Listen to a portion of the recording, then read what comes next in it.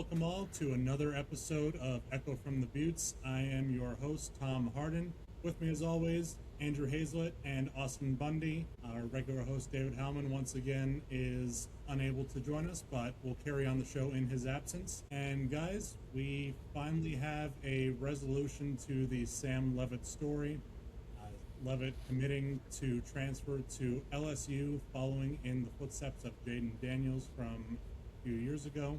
Closing the book on what can be considered one of the more headache-inducing transfer stories that I can think of. Would you guys agree with that take? Yep, I would. It was unnecessarily elongated and too many twists and turns. I mean, bottom line, I'm not going to make any assumptions, but just my personal observation, it feels like somebody in his camp was giving him bad advice, or perhaps he was, I don't know, indecisive or just not necessarily as savvy in the portal as he probably should have been. We won't ever know, but I mean, it just seems like it was a lot of unnecessary twists. Yeah, at this point, LSU rebuilding from what they were a few years ago.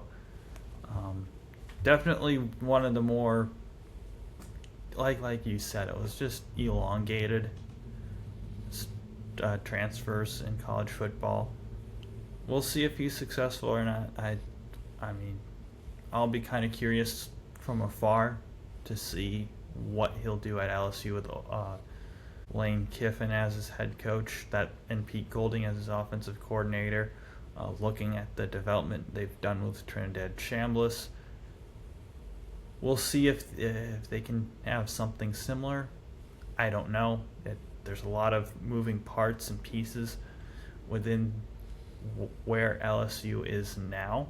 So I don't know. I don't know what the expectations are. I don't know what the expectations should be for Sam Leavitt, because with all those moving parts and pieces. And let's not forget, he's coming off of the Liz Frank injury, which is a significant injury to quarterbacks and their performance coming out of that. It's going to be hard for him to recoup that regardless of the situation around him.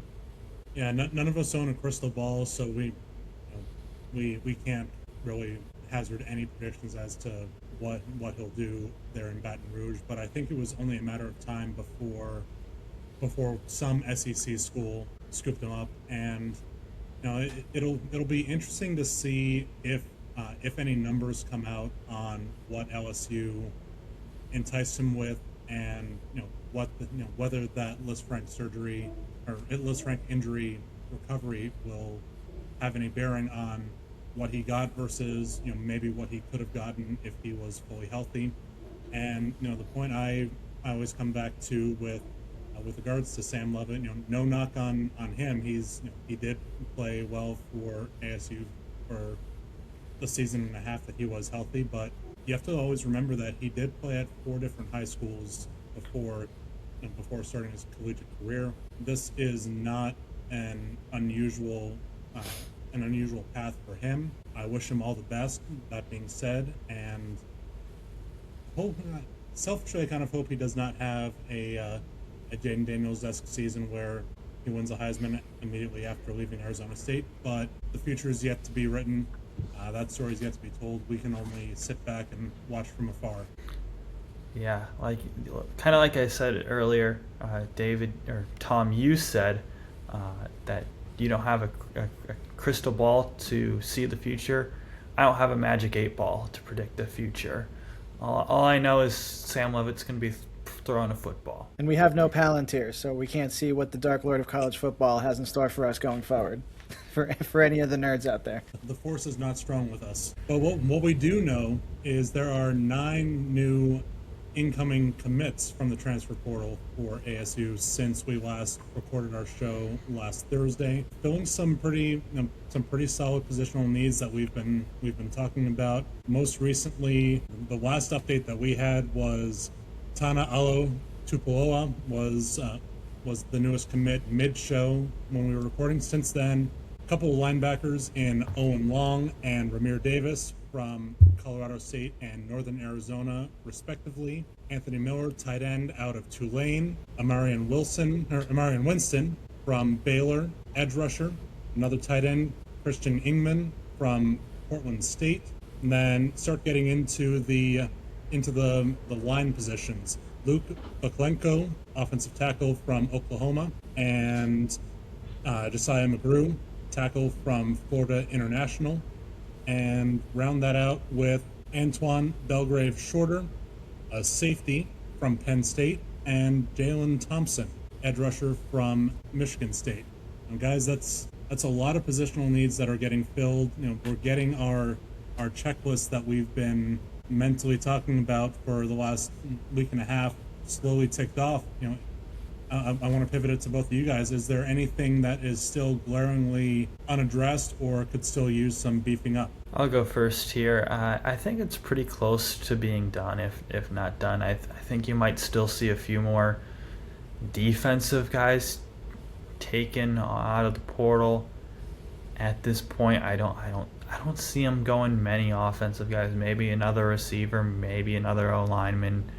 So I feel like you can never have enough O-linemen that you feel are ready. And same thing with receivers.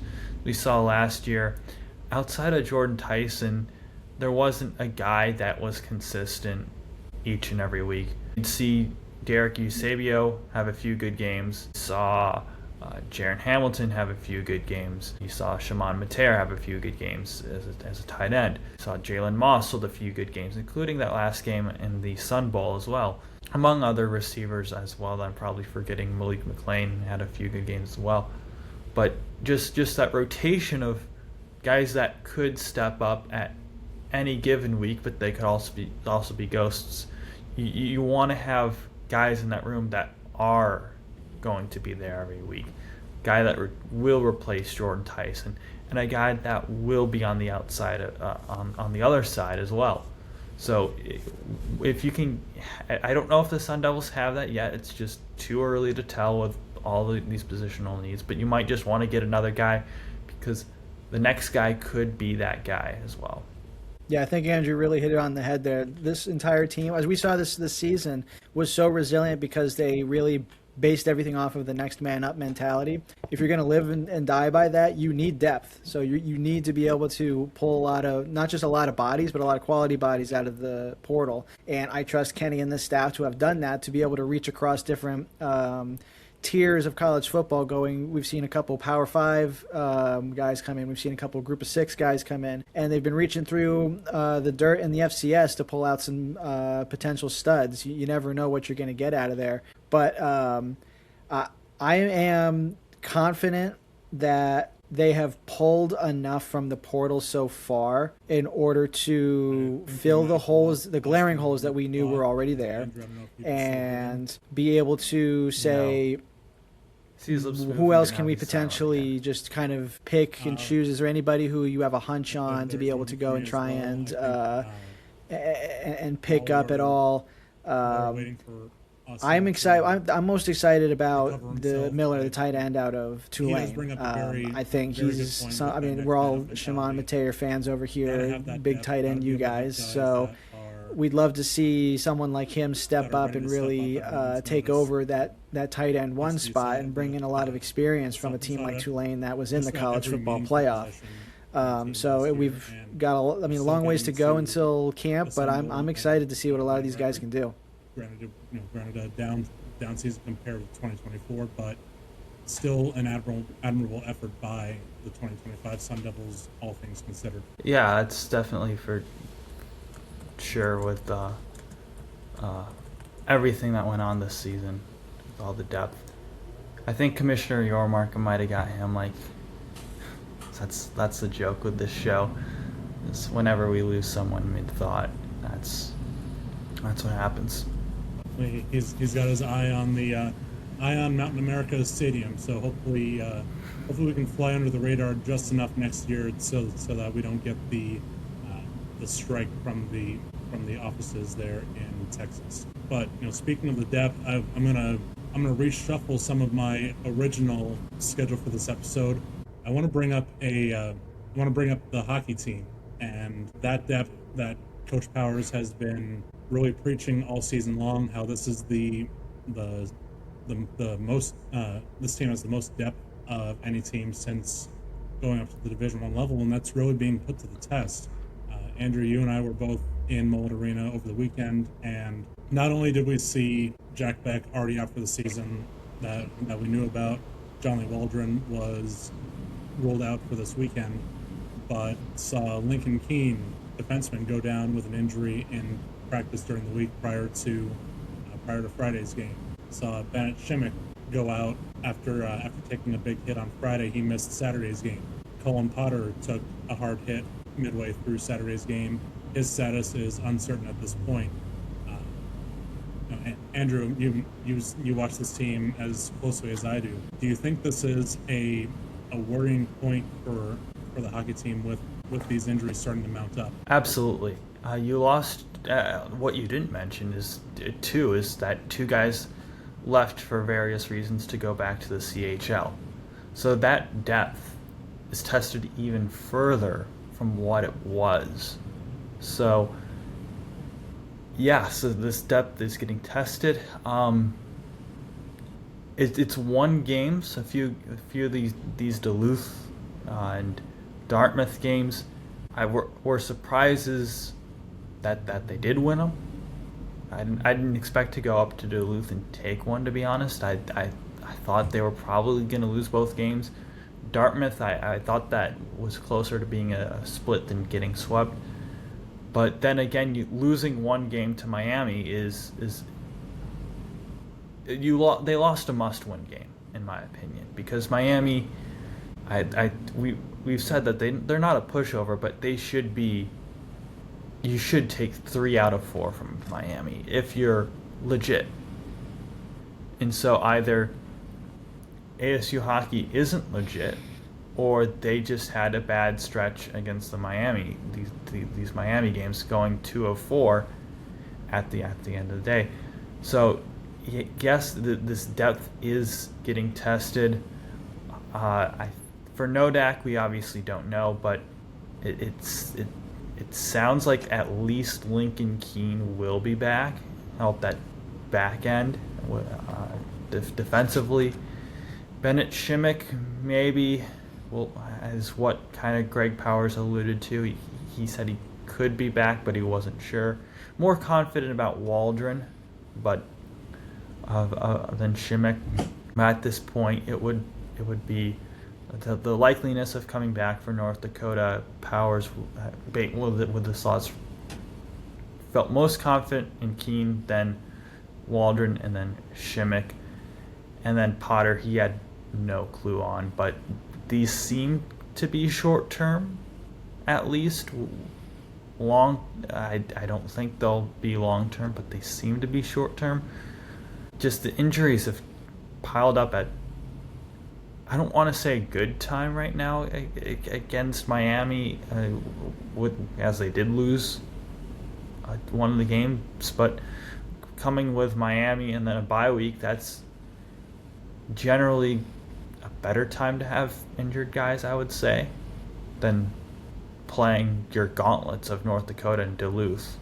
Absolutely, and the bye week really couldn't come at a more opportune time to get some of these guys back to full health.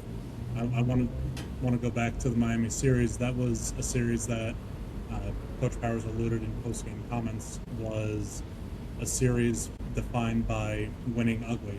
Both Miami and Arizona State pulled out ugly wins respectively. Miami pulling out a gritty 2-1 overtime win on Friday, and then Arizona State getting the 1-0 win on Saturday behind a shutout effort from Samuel Urban, his first career collegiate shutout. But from my vantage point, it was not a clean series by either team. Far too many penalties taken by Arizona State, and Miami had their share of penalties as well, but neither team was able to convert on their respective power plays. You love seeing Arizona State being perfect on the kill, but the inability to convert on the man advantage was a concern for me, and maybe a relapse into early season tendencies of not being as aggressive on the puck and not forechecking, really playing back to that perimeter style and very outside, not getting the traffic in front of the net like has been seen over the last few series against Duluth, against Dartmouth, like you were mentioning, Andrew. Yeah, and I think I don't want to go back to injuries or the excuse for everything, but I do think not having Jack back is a key piece here, because he was on the power play, and we talked about early season struggles, dropping 2 to Penn State, dropping 2 on the road at Augustana. Jack Beck didn't play those games, and now he's out. They've had a bunch of different guys on the power play in place of him. They've tried various defensemen. They've tried forwards coming in. They've tried going back, and they've tried the forward, one defenseman on the top power play unit. They've tried the 5 forwards. Nothing has really clicked for any substantial time within the power plays so far. Maybe we'll see some sort of shakeup, because I think that's coming without getting any power play goals last weekend, including one on a 5-minute power play. I thought when ASU didn't convert that 5-minute power play on Saturday, I thought, okay, this team has lost their chance, because I just saw the previous game, Mateo Drobac limit the Sun Devils to 1 goal in regulation. That's a guy who, at least in that series, didn't make mistakes. So I thought that was the time to capitalize, and they failed to do so. The Sun Devils eventually did capitalize later in the game with Noah Powell to take the only goal in the game, which was crucial. But power play is something that, if you're a Sun Devil fan, should be a bit concerned about. And I want to give all due credit to Mateo Drobac for his performance in net for Miami. He had a rough last 5 games entering this past weekend. 0-3-2 with goals against over 3 in those 5 games, and he absolutely stood on his head. And also credit to Miami's top line being without Mateo Giampa, having an all-freshman top line going up against the highest scoring line in all of college hockey, and going toe-to-toe with them. It was a very, very knockdown, drag-out series, and when you see only 4 goals combined in a series, that is the definition of winning ugly. Austin, I want to pivot to you now that you're back, and hopefully we have audio for you. What did you see from afar from ASU hockey this weekend? Well, I saw some grittiness. I mean, you never want to play down to your opponents. I actually think Miami was playing up. They were punching up a little bit more. And as much as ASU lost in overtime in that first game, you come back out and you're resilient. You play your game. You still grind something out.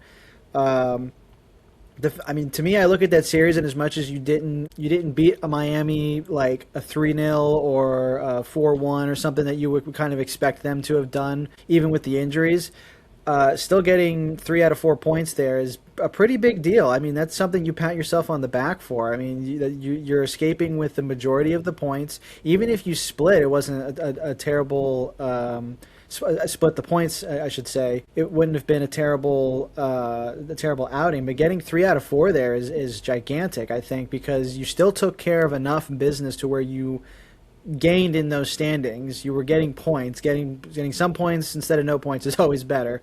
So only missing out on one standing point on the weekend is, I don't think it's anything to kind of have to lick your wounds over. I mean, with the amount of injuries they did have, and to be able to come away with that's pretty impressive from my angle. I'll give a little fact check on you. It's actually 4 out of 6 points. Each game carries a maximum of 3 points, but your point still remains. I'm still used to the NHL standings. And it happens, but 4 points out of 6 at the end of the day isn't exact. While you want to have sweeps at home, getting a majority of the points at home is the next best thing. And at the end of the day, Arizona State did not slip in the conference standings, still sitting in 5th place in the NCHC, punching up now at Minnesota Duluth, who sits 4 points ahead of them in the standings and just ahead of Omaha. Those two teams do play each other this weekend, and with Arizona State on a bye week, that is my series that I'm watching keenly. Hoping that both teams beat up on each other a little bit and there's minimal movement in the standings. That way, when Arizona State returns to play next weekend, hosting North Dakota, not sitting in 6th place or not sitting, impossibly behind 4th place, while still trying to get that home ice advantage for the NCHC tournament. At the end of the day, something to look at is when I think it was the same thing last year, or when it was the opposite last year, where Arizona State's bye week was at the last week in the season, if memory serves me right. You kind of had to say, okay, you have to knock Arizona State's points down a few because all these other schools haven't played the games that Arizona State has, so those 2 extra games. This year it's kind of the opposite. You kind of say, okay, going down the line here, say, all right, Arizona State has played 2 less games. Let's give them 3-4 points on everyone else and see, okay, that's kind of, to me, how I would look at the standings, at not necessarily at face value, just kind of add those points up just to say, okay, this is where this team averages versus what they are, and at by the end of the season, you'll make those 3 points up when other teams have off weeks as well. Yeah, having 2 games in hand is going to be extremely helpful down the stretch. That's something you're going to want to not necessarily rely on. You want to take care of business elsewhere, but it's going to be nice to have in your back pocket when everybody else is having to stay a little idle down the crucial stretch. And I'm actually going to correct myself. It's St. Cloud State that Minnesota Duluth plays next weekend, but point remains, both of those teams are directly around Arizona State, so it's going to be a dogfight down to the wire for the Penrose Cup for NCHC regular season champion and seeding in the postseason tournament. We're going to flip over to the hard court now, and we talked about women's basketball having their biggest game of the early season at TCU this past weekend, and that was a tough one to catch back up on.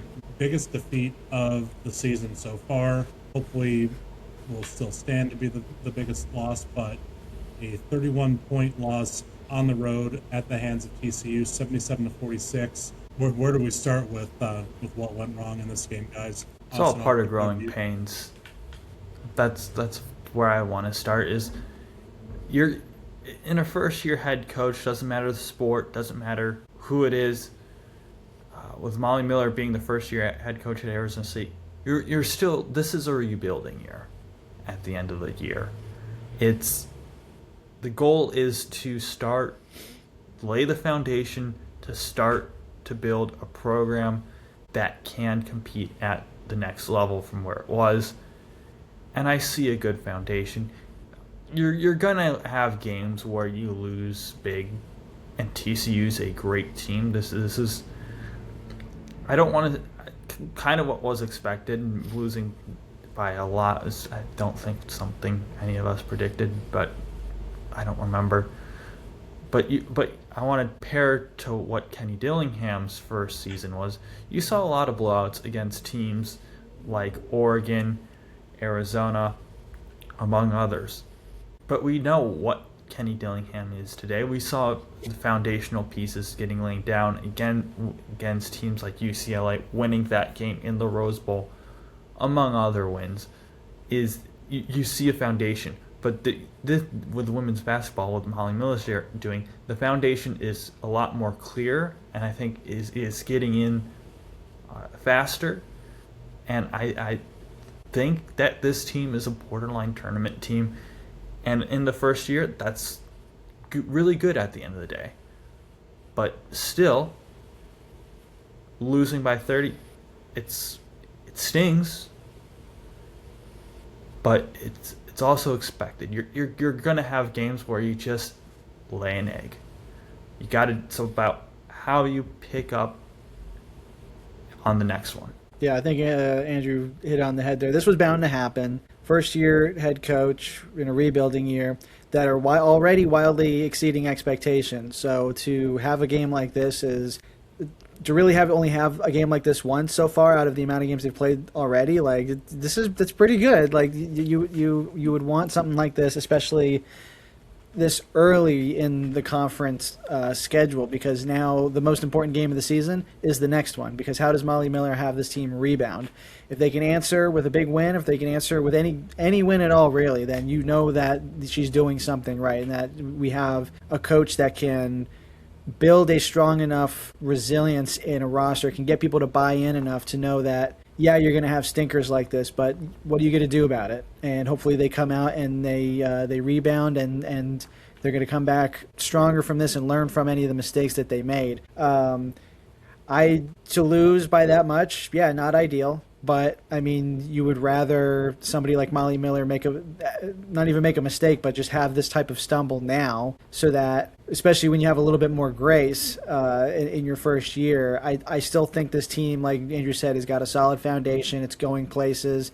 As long as you don't have any a significant amount more games like this, that's what's important. But I think the biggest thing now is just how do they rebound from this? How do they play in the very next games? That's all that's going to matter. Well, that next game is always going to be the most important. Next game coming up will be at home from Desert Financial Arena on Saturday, January 17th at 2 p.m. Arizona time, where Arizona State is 10-0 at home, so a little bit of home cooking never does the soul bad here. Get that rebound win and get back climbing up the Big 12 standings. Looking over to men's basketball, I think we had a polar opposite of what we were thinking the weekend outlook would be for men's basketball after the blowout loss against BYU, where Austin was sure this was going to be the surprise steal win for Bobby Hurley's squad. Had a very narrow, nail-biting win at home against Kansas State, 87-84 final. Kansas State actually had a chance to tie it. They did put up a three-pointer at the buzzer that would have hoped to send it to overtime. Did not come to pass. What kind of a win is this for Arizona State? Either one of you guys want to take this one? I'll take it to start off here. I think it's a win, but for me, it's how does this team respond in the next game? Because if the next game it's if you can start to stack wins, you might say, hey, maybe Bobby's got something going here. But I tend to believe this will be one of the few conference wins this season. I've been pessimistic about men's basketball, but at the end of the day, it's a win. You have to relish wins always, and at the end of the day, for me, that's what I take away. It's a win. Can you get a couple more to stack wins, and then now we're talking. Now business is booming. Yeah, I think, I mean, if I remember correctly, I think I said that the Kansas State game was a must-win game after the type of loss that they took against BYU. And, I mean, they got the win. A win is a win. Wasn't very pretty, but they did respond, and that's a good thing, especially when we had that much doubt about Bobby Hurley's team this year.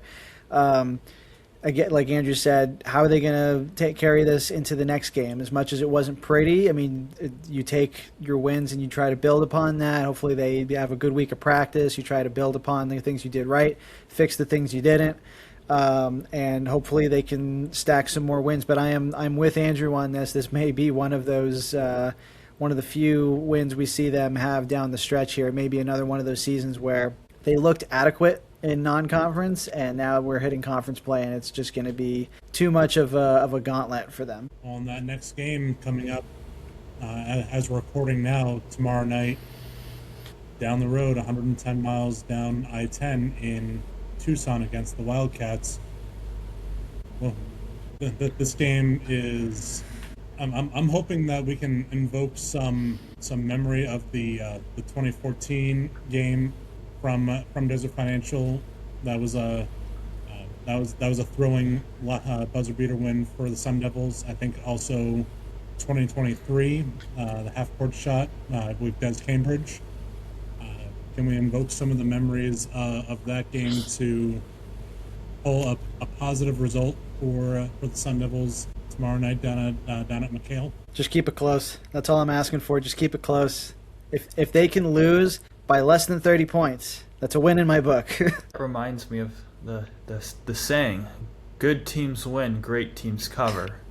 So are you asking them to cover, Austin? Basically, as long as it's not embarrassing. We already know they're probably not going to win the game, but if they can avoid getting absolutely trounced and laughed out of the building, that's fine with me. I think in a rivalry game, they're going to get laughed out of the building no matter what. But looking at this Arizona team, they are taking little to no mercy on their opponents.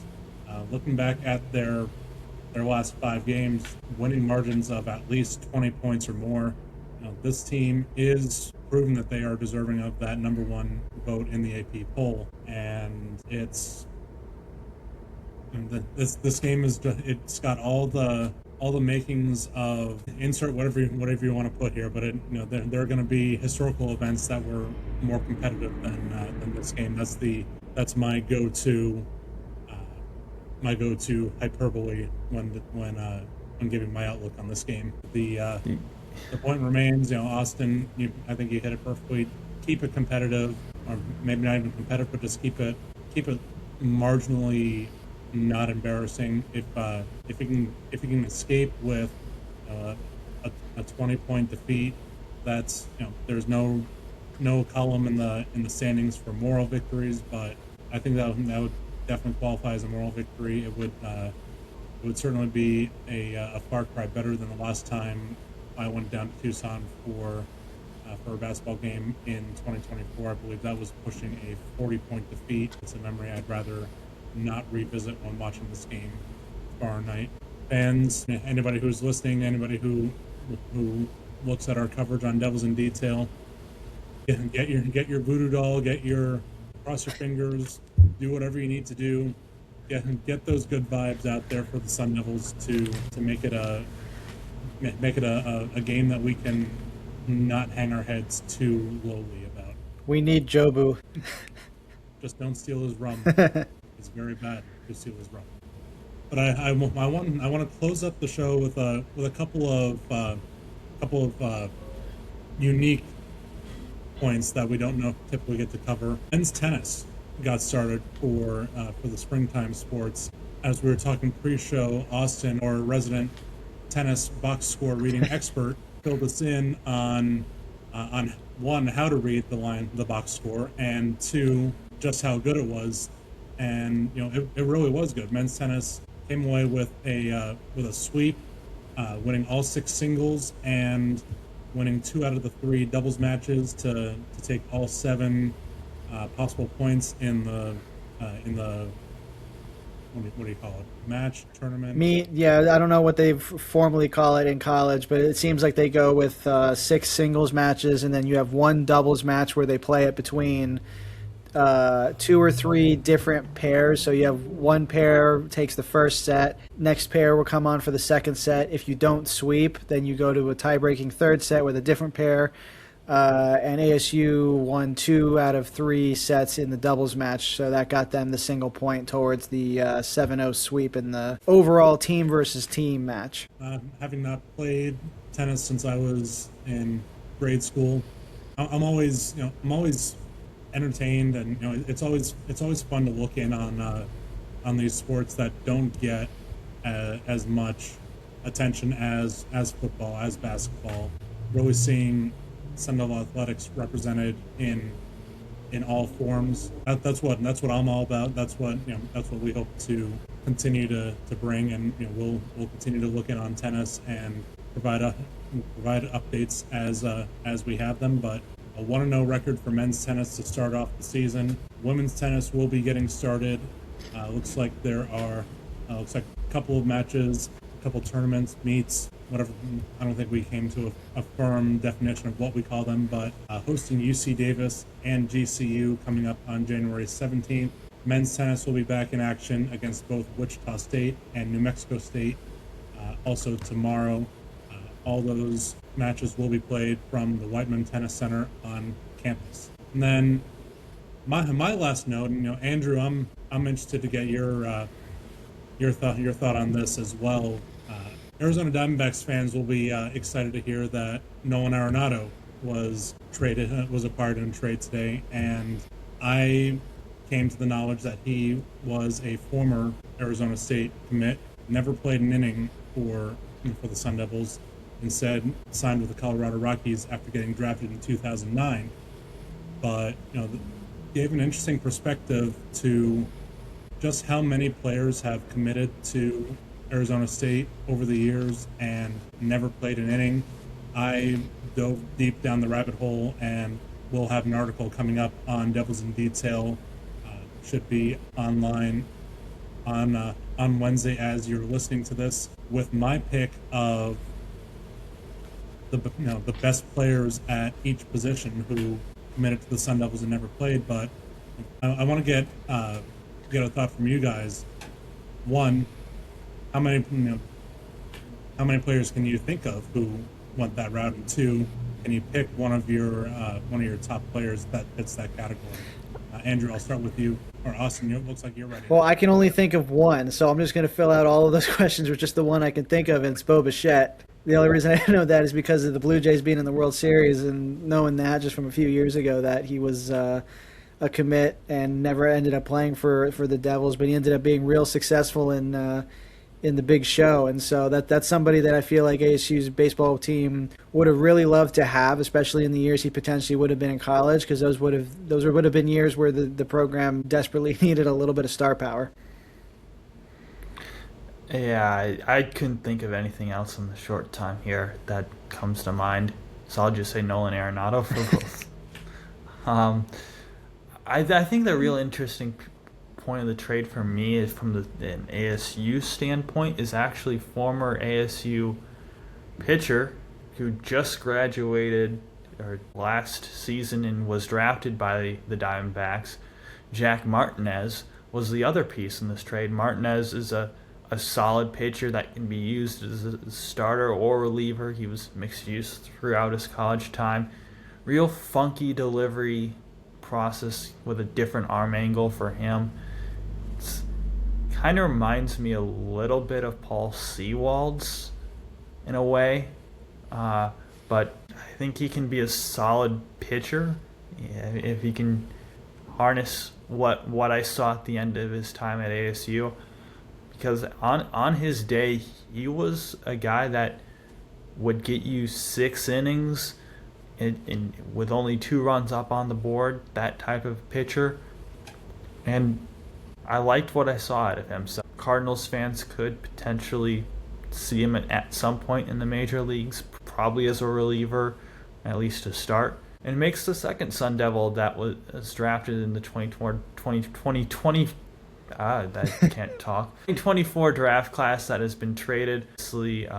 Isaiah Jackson, the other one, going from the Angels to the Red Sox. I think both of those guys, especially Isaiah Jackson, can crack the major leagues at some point. So that's another interesting note as well. Well, they don't call Arizona State MLBU for nothing.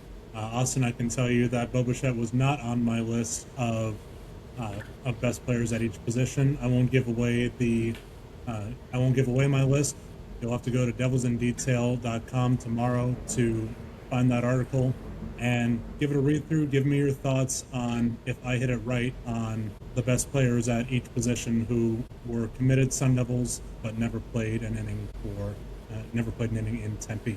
That about wraps up everything that I had for the night. I want to open the floor to you guys. Any last minute topics that you wanted to address before we sign off? How much of my commit rant did you guys hear before I realized I dropped off? I think we probably heard about half of it. If you want to close up with your last thoughts going back to football. Yeah, so I think the only thing I had mentioned, I think they've filled just about everything they can. I trust the coaches to know things that they want to maybe nitpick a little bit, try and look through what's left in the portal, bring somebody in who you can potentially develop, maybe a project player.